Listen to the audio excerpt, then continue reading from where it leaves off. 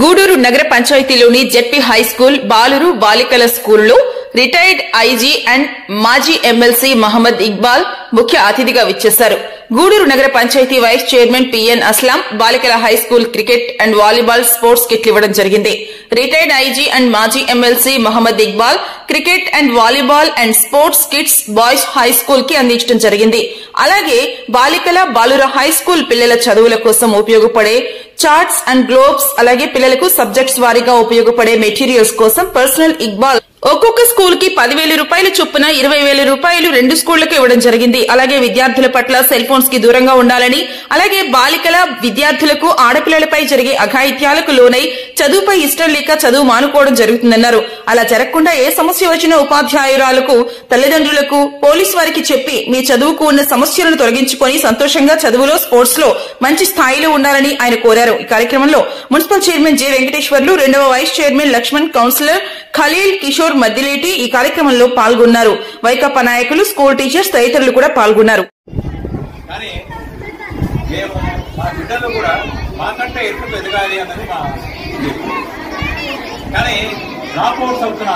మన జిల్లాలో ఎస్పెషల్లీ ఈ ప్రాంతం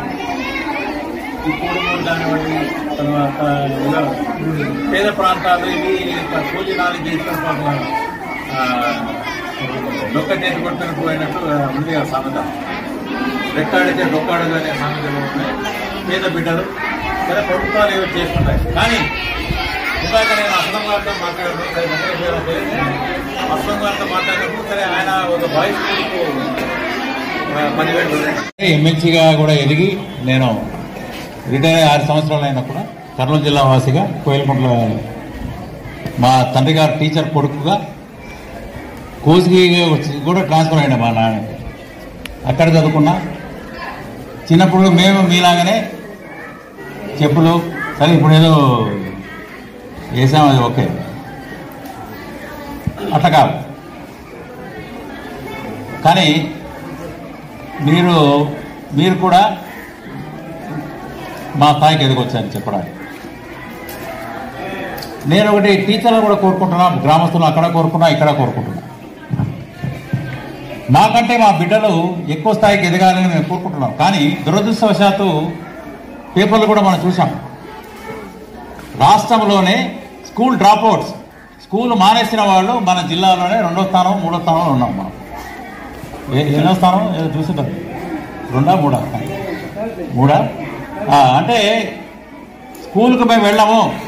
అది కుటుంబ పరిస్థితుల, ఆర్థిక పరిస్థితుల, ఇక పేద పరిస్థితుల, ఇంటి పరిస్థితులు ఏదైనా కానివ్వండి, గ్రామంలో పరిస్థితులు, ఇక ఎక్కడెక్కడో పాపం రెక్కాడితే కానీ డొక్కాడిన పేద కుటుంబాలు ఉన్నాయి. వాళ్ళు పోయి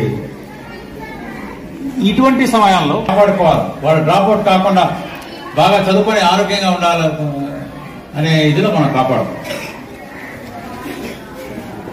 ప్రభుత్వాలు ఏదో ఇస్తుంటాయి, పోతుంటాయి. సరే స్పోర్ట్స్ మెటీరియల్ ఎప్పుడో ఒక సంవత్సరాలు 2 సంవత్సరాలకు ఇస్తారు, బిల్డింగ్లో ఎప్పుడో కడతాయి, ఓకే.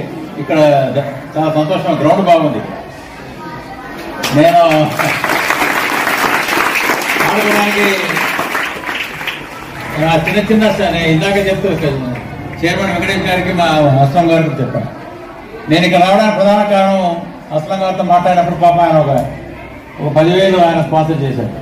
నేను మిగతా 20,000 మీకు తర్వాత ఇస్తున్నాను. కానీ డబ్బు గురించి కాదు ఇక్కడ.